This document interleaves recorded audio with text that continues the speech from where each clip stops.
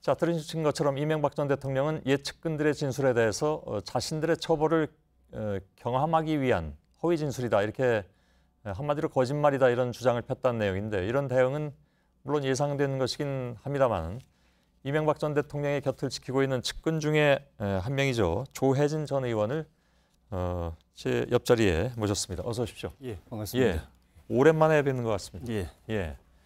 조금 전 보도도 그렇고 어제 오늘 나온 보도가 들으시기엔 좀 불편하실 것 같습니다. 여러 가지로. 예, 그렇습니다. 예. 어떤 점이 제일 불편하십니까? 활자만 보면은 대통령께서 좀 거친 표현을 하셨고, 예. 또 자기를 모셨던 사람들에 대해서 안 좋은 말씀을 하셨다, 이렇게 돼 있어서 예.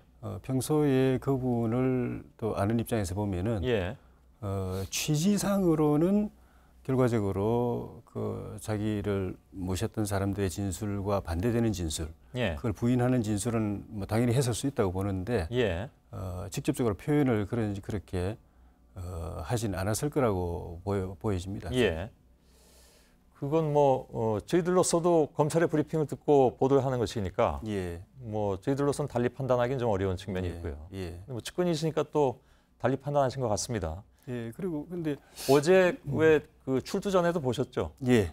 그리고 오늘 새벽에 귀가 이후에도 보셨습니까? 그때는 제가 방송 출연 중이라서 못 아, 봤습니다. 그렇습니까? 예, 예. 그러면 출두 전에 한 얘기는 어떤 얘기였습니까?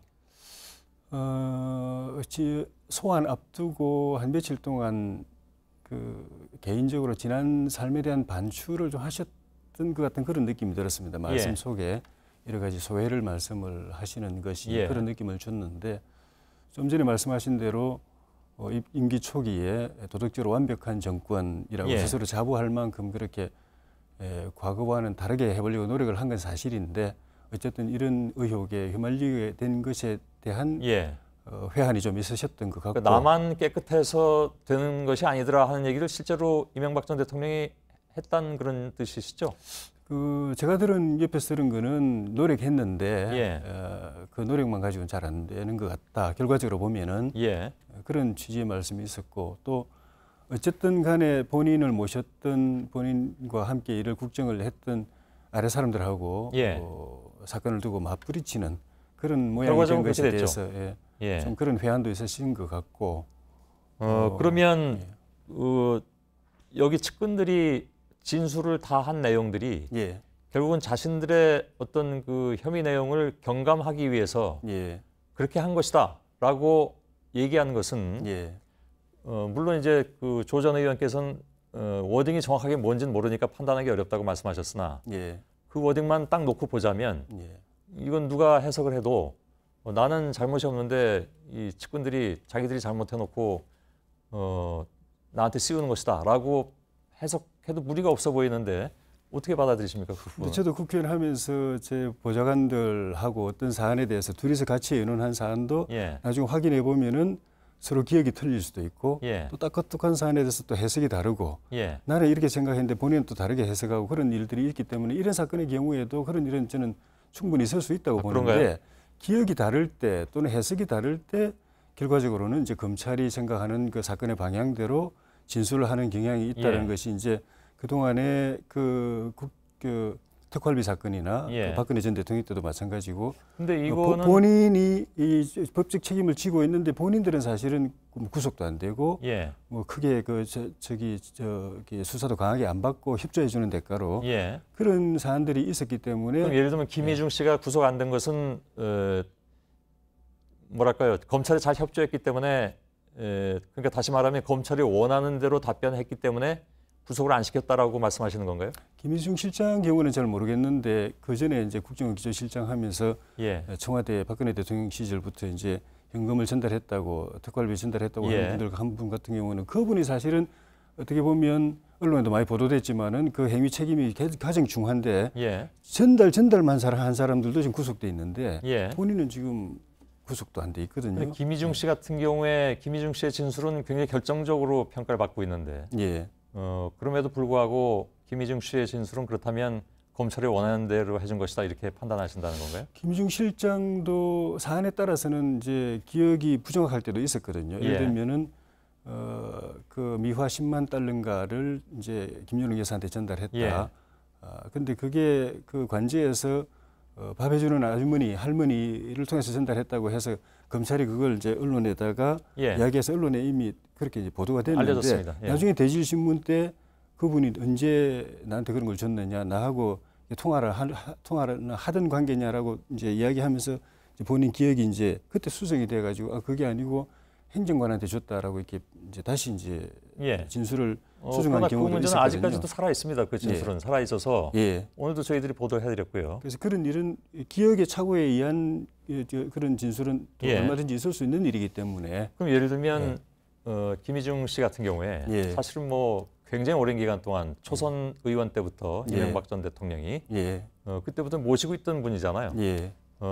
그래서 누구보다도 가까운 사람이고 예. 속속들이 잘 안다고 누구나 평가할 수밖에 없는 위치에 있었고. 예. 근데 김희중 씨가 뭐라고 얘기를 했냐면 조사를 받고 나와서 예. 이거는 이명박 전 대통령도 이제 부정할 수는 없을 것이다. 예. 검찰이 너무 속속들이 잘 알고 있는 것 같다. 예. 가지고 있는 자료도 그렇고 진술 정황도 마찬가지고. 예.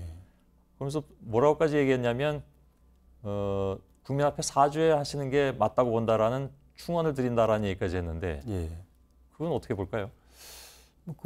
저도 그 보도를 봤습니다만은 본인이 그렇게 말하게 된 그런 이제 배경이 있을 수가 있는데. 예. 그리고 뭘까요, 그 배경? 그 속에 일말의 어떤 진정성이 있을 수도 있는데. 예.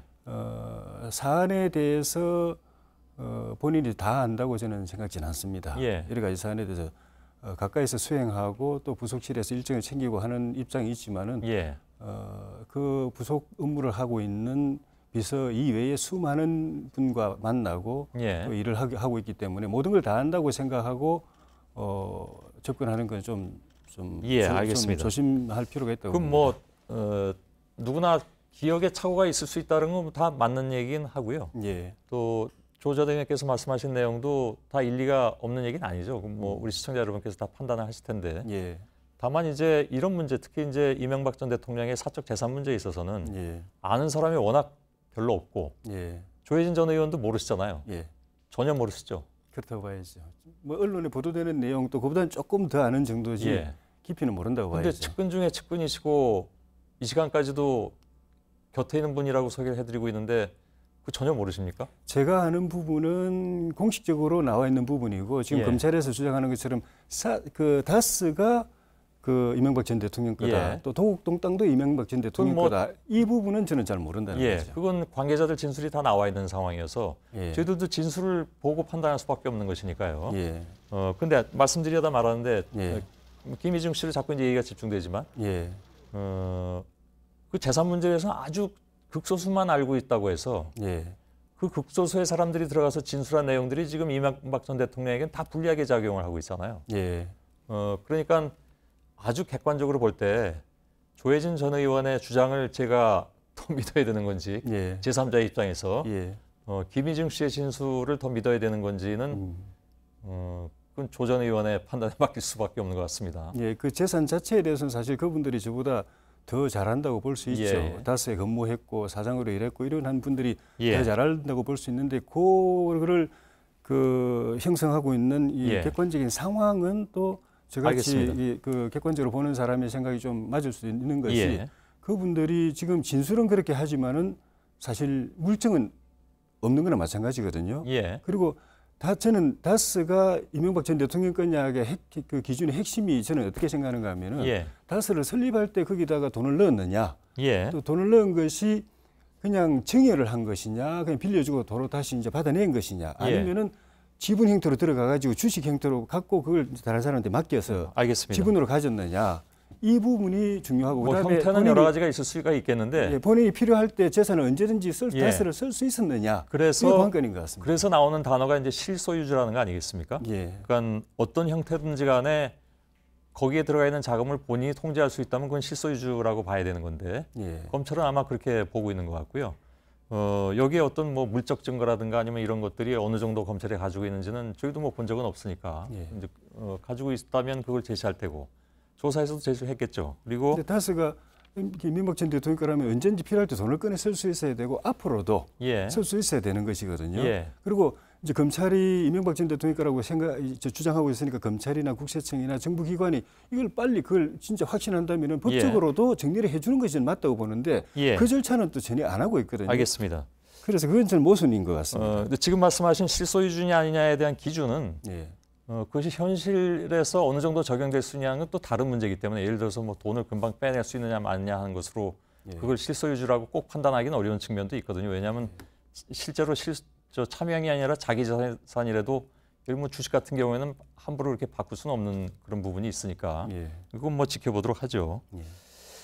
아주 그냥 그 상식적인 차원에서만 질문을 드리고 싶은데요. 왜냐하면 뭐 제가 이 문제 가지고 조 의원과 조 전 의원도 이 내용을 다 아실 수는 없는 거니까. 맞습니다. 그래서 그냥 상식적인 차원에서만 질문 드릴 텐데 지금 뇌물 혐의 중에 가장 중요한 것이 삼성이 대신 내줬다는 다스 소송비입니다. 70억 원 정도 되는데 이명박 전 대통령이 뭐라고 진술했냐면 나 그거 무료로 해준 줄 알았다. 선의에 의해서. 이 70억 원이 어느 로펌이든 뭐든 그걸 선의로 해주나요?